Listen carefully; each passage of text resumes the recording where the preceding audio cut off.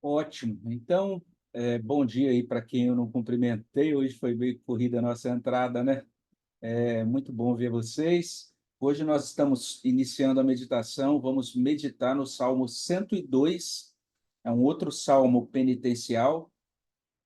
Estamos chegando já ao fim da lista. Faltam agora três salmos, né? O 102, 130 e 143. Nós já estudamos os salmos 6, 32, 38 e 51, os chamados salmos penitenciais, os salmos de arrependimento. Esse salmo tem uma característica diferenciadora aqui, a gente vai ver, e é um salmo que eu creio que tem muita coisa boa para nos ensinar, assim, tem muito conteúdo edificante, né? Eu vou fazer a leitura, é um salmo um pouco longo, vou fazer a leitura dele, ó, talvez um dos maiores até agora que a gente tenha visto.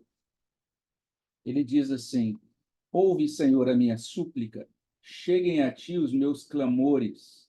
Não me ocultes o rosto no dia da minha angústia. Inclina-me os ouvidos no dia em que eu clamar. Dá-te pressa em acudir-me. Porque os meus dias, como fumaça, se desvanecem. Os meus ossos ardem como em fornalha. Ferido como a erva, secou-se o meu coração. Até me esqueço de comer o meu pão. Os meus ossos já se apegam à pele por causa do meu dolorido gemer. Sou como o pelicano no deserto, como a coruja das ruínas. Não durmo, sou como o passarinho solitário nos telhados. Os meus inimigos me insultam a toda hora. Furiosos contra mim, praguejam com o meu próprio nome. Por pão tenho comido cinza e misturado com lágrimas a minha bebida por causa da tua indignação e da tua ira, porque me elevaste e depois me abateste. Como a sombra que declina, assim os meus dias, e eu vou me secando como a relva. Tu, porém, Senhor, permaneces para sempre, e a memória do teu nome de geração em geração. Levantar-te-ás e terás piedade de Sião. É tempo de te compadeceres dela, e já é vinda a sua hora, porque os teus servos amam até as pedras de Sião e se condoem do seu pó. Todas as nações temerão o nome do Senhor, todos os reis da terra a sua glória, porque o Senhor edificou a Sião, apareceu na sua glória, atendeu à oração do desamparado e não lhe desdenhou as preces. Ficará isto registrado para a geração futura, e um povo que há de ser criado louvará ao Senhor. Que o Senhor, do alto do seu santuário, desde o céu, baixou vistas à terra para ouvir o gemido dos cativos e libertar os condenados à morte, a fim de que seja anunciado em Sião o nome do Senhor e o seu louvor em Jerusalém, quando se reunirem os povos e os reinos para servirem ao Senhor. Ele me abateu à força no caminho e me abreviou os dias. Dizia eu, Deus meu, não me leves na metade de minha vida, tu cujos anos se estendem por todas as gerações. Em tempos remotos, lançaste os fundamentos da terra, e os céus são obra das tuas mãos. Eles perecerão, mas tu permaneces. Todos eles envelhecerão como uma veste, como roupa os mudarás e serão mudados. Tu, porém, és sempre o mesmo, e os teus anos jamais terão fim.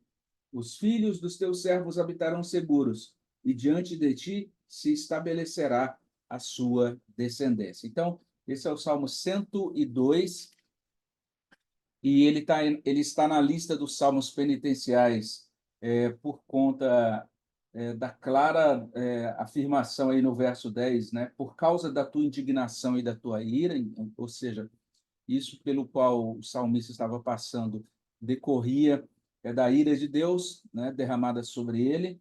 O verso 2 também traz aí, não me ocultes o rosto, né, essa ideia de que o rosto de Deus estava oculto para o salmista por conta dessa situação.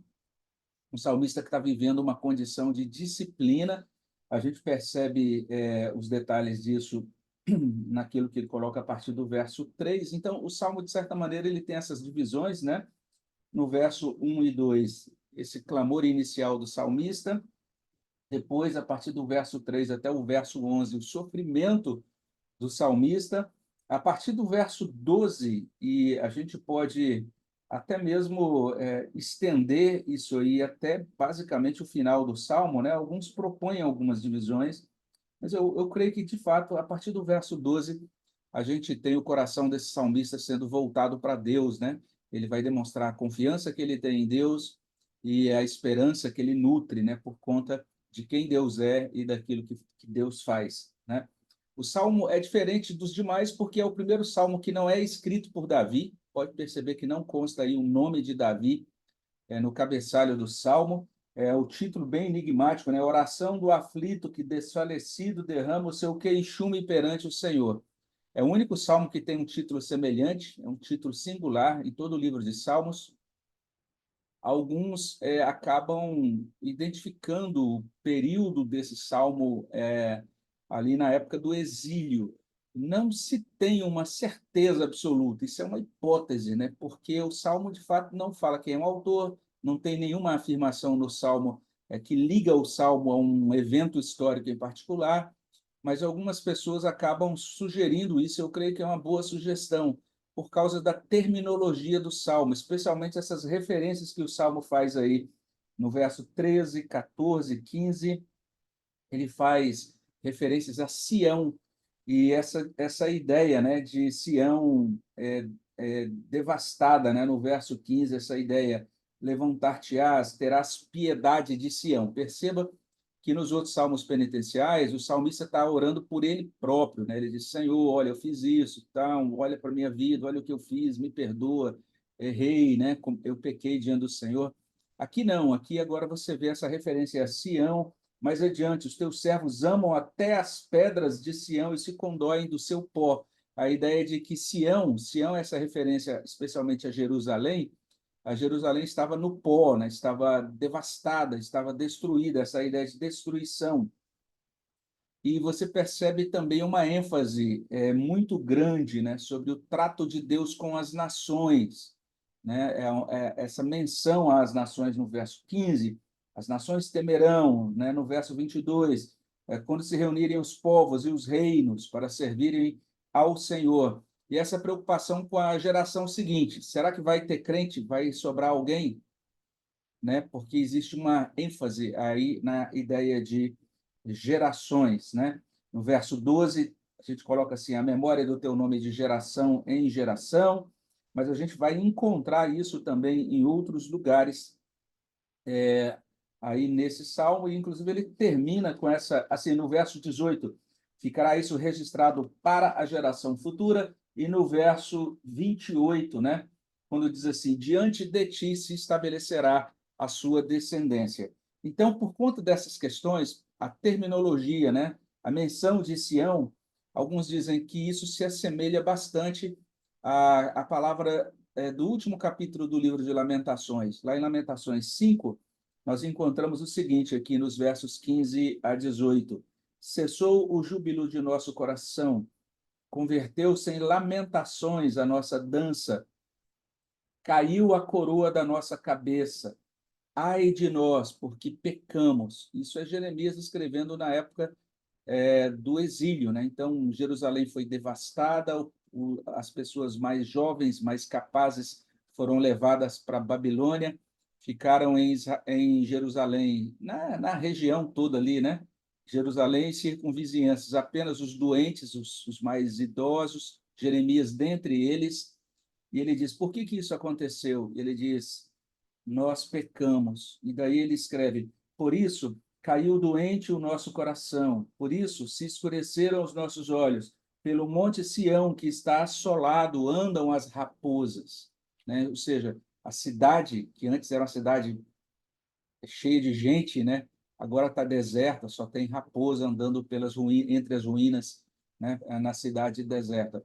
Então, essa fala de Jeremias, alguns dizem: olha, ela nos ajuda a compreender algumas coisas que constam no Salmo 102. Então, é um salmo que descreve a angústia do salmista, do autor, que a gente não sabe quem é. Então, está aí mais uma pergunta, né? Alguma coisa, mais uma coisa para você anotar no seu bloquinho, para quando chegar no céu, você perguntar: ó, quero saber quem é o autor do Salmo 102. Aí, quem sabe, a gente conhece esse irmão lá, né? A outra coisa interessante é que ele está demonstrando, então, todo esse sofrimento. O sofrimento dele é grande, não é pequeno. Ele está clamando a Deus, versos 1 e 2, a ideia de que ele está literalmente gritando, né? Ele está sofrendo diante de Deus.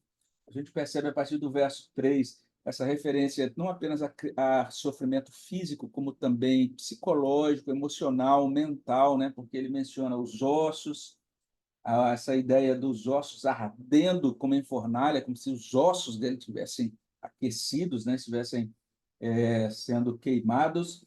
Aí a ideia no verso 5 ele menciona, no verso 4 ele menciona coração, ele diz que inclusive perdeu o apetite, ele não consegue nem comer, já me esqueço de comer o meu pão.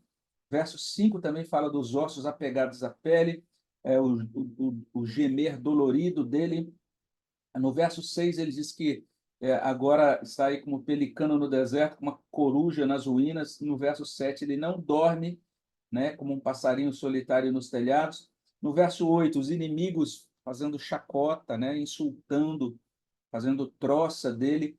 No verso 9 por pão tenho comido cinza misturado com lágrimas a minha bebida. E no verso 10 esta percepção que ele foi elevado e agora está abatido, né? E no verso 11 fechando, eu me vou secando como a relva. Então, o sofrimento por causa de pecado, mas a partir do verso 12, aí também uma outra nota distintiva do Salmo, que é a, a esperança que ele tem em Deus. Ele nutre em Deus a sua fé, né? O centro da vida desse salmista é Deus de uma maneira muito especial. Primeiro, ele vai destacar algumas coisas aqui interessantes sobre o ser de Deus. O Salmo tem aquilo que a gente chamaria aí de centro teológico, né? Existe uma, um eixo, né, teológico no Salmo que deveria chamar a nossa atenção, e ele vai dizer o seguinte: se a gente perceber que eixo é esse, que centro teológico é esse, né? O centro teológico é Deus é imutável. Esse é o centro teológico. Porque ele vai dizer no verso 12: Tu, porém, Senhor, permaneces para sempre. Então, essa ideia, tu permaneces para sempre, né? No verso 27, 26, ele vai dizer, mas tu permaneces, né? E no verso 27, tu, porém, és sempre o mesmo, os teus anos jamais terão fim. Então, a ideia de um Deus eterno, né? Um Deus que sempre estará presente, um Deus que não muda, um Deus que é o mesmo Deus, né? Então, esse é o centro teológico do Salmo.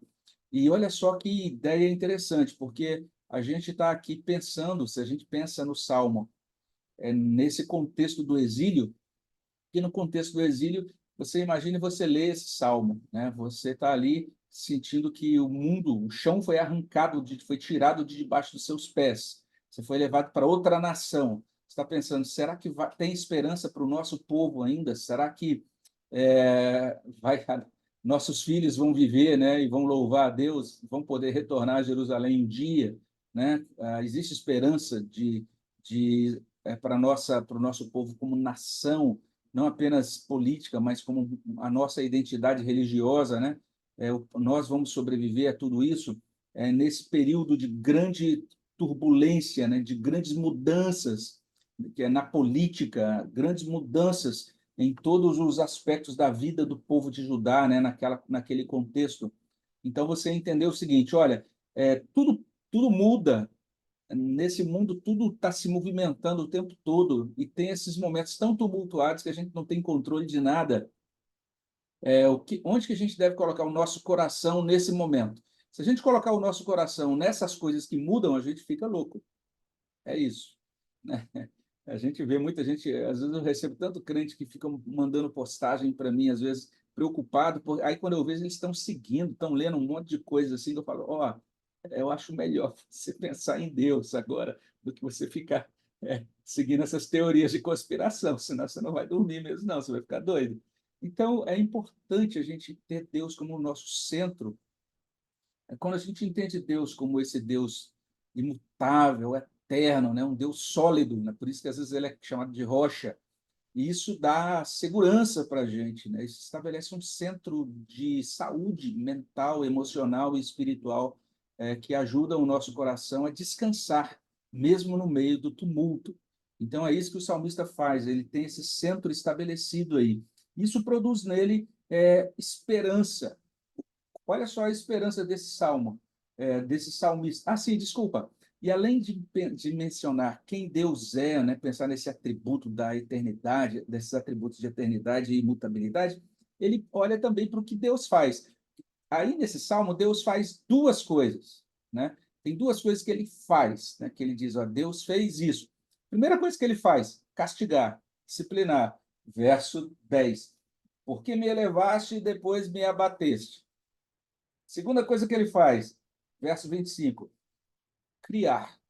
Em tempos remotos lançaste os fundamentos da terra e os céus são obra da tua mão. Tem outros verbos que estão aí e que dão a ideia do que Deus faz, né? Mas, na verdade, parece que é mais o que Deus fará, né? Ainda que, às vezes, o verbo esteja no passado, verbo aí no verso 16, o Senhor edificou a Sião, apareceu na sua glória. Essas declarações aí parece que são muito mais, tem muito mais a ver com a esperança, a gente vai ver daqui a pouco. Aquilo que a gente pode dizer com segurança, que Deus fez, que esse salmista está dizendo, Deus fez isso. O que ele fez? Me disciplinou. Segunda coisa, ele criou. Segunda menção aí da obra de Deus. Então, esse Deus imutável é o Deus que cria, e porque ele cria, ele é dono daquele que criou. Então, ele agora tem o direito de disciplinar, de corrigir, né? A nós que fomos criados por ele. Então, esse salmista está pensando: olha esse Deus imutável. Por que a gente está no exílio? Deus está disciplinando a gente pecou. Então, agora. E por que ele faz isso? Porque ele tem direito, ele é o nosso criador, né? Então, nosso Criador, o Deus que nos fez, ele que nos colocou aqui, nós estamos cumprindo um propósito dele aqui. Isso agora vai produzir esperança nesse salmista. Vou correr aqui só para listar os tópicos de esperança. O que a esperança produz no coração desse salmista? Primeira coisa, ele crê, Deus terá piedade. Verso 13. Levantar-te-ás e terás piedade.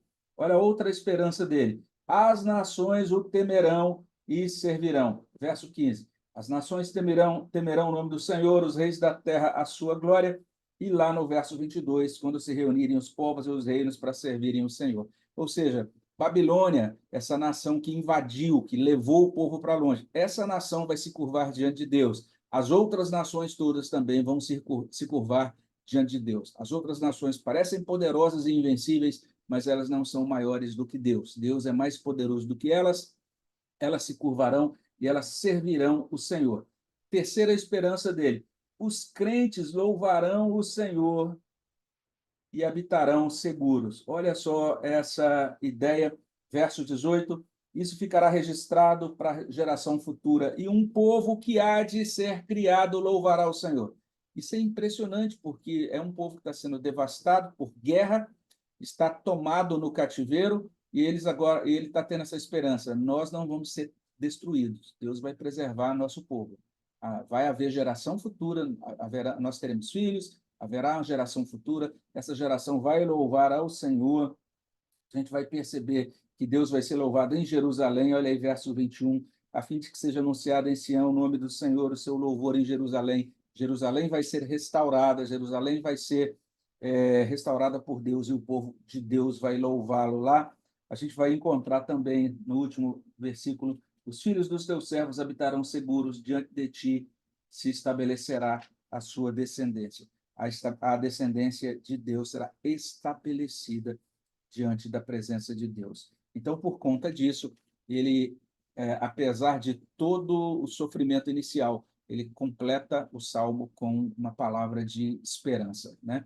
Algumas coisas que a gente pode mencionar nesse salmo, veja como ele é diferente dos demais, mas de fato é um salmo penitencial, é um salmo que traz essa situação por conta do pecado. Mais uma vez, um salmo que fala sobre a gravidade do pecado, mas aí nós temos esse elemento novo, né? Uma angústia não apenas pelos pecados pessoais, mas pela nação, arrependimento pela nação. Então, arrependimento tem a ver não apenas com os pecados individuais, mas a gente orar e a gente também pedir perdão pelos pecados da igreja cometidos na nossa nação, né? Nós nos arrependermos pelos erros cometidos pelo povo de Deus na nossa nação. Isso é algo que a gente faz muito pouco, não faz parte da nossa tradição, né? mas você vai perceber de vez em quando, Daniel faz isso, outros servos de Deus fazem isso, eles oram dizendo, Senhor, nós como nação pecamos diante do Senhor, né? Além disso, na angústia, o que que a gente deve fazer? Focar nossa mente, colocar nossa mente, é, trazer para nossa mente os atributos de Deus. Quem Deus é, quais são os atributos dele. Também as obras de Deus, o que ele faz como criador, né? Aquele que cria os fundamentos. Ao mesmo tempo, olha só que coisa interessante, trazer para o nosso coração essas duas coisas que só crente entende. Primeiro, Deus castiga e, ao mesmo tempo, preserva o seu povo. Então, o crente ele pode dizer isso, Deus, obrigado porque o Senhor me castiga, o Senhor não me deixa é, segundo, prosseguir segundo o meu próprio coração. O Senhor puxa a minha orelha mesmo. Por quê? Por que que a minha orelha é puxada? Por que que a sua orelha é puxada? A Bíblia responde que nós temos Deus como Pai, né? Nós não somos bastardos. Ele disciplina os seus filhos a quem ama. Então, isso é algo maravilhoso. Só crente entende isso. Quem é de fora fala, que loucura, um Deus que faz uns negócios desses com vocês. A gente diz, que bom que ele faz, porque eu precisava mesmo desse puxão de orelha. Além disso, enfim, confiança no favor de Deus. Aqueles que pertencem a Deus podem ter essa confiança no favor dele. Deus ouvirá a nossa oração. Deus terá piedade. É aquilo que Paulo fala em Romanos 8, 38 e 39, porque eu estou bem certo de que nem a morte, nem a vida, nem os anjos, nem os principados, nem as coisas do presente, nem do porvir, nem os poderes, nem a altura, nem a profundidade, nem qualquer outra criatura poderá separar-nos do amor de Deus que está em Cristo Jesus, nosso Senhor, né? Então, nós vamos terminar por aqui, vamos orar daqui a pouquinho, vou só pausar o nosso vídeo para a gente compartilhar os pedidos e terminar com oração.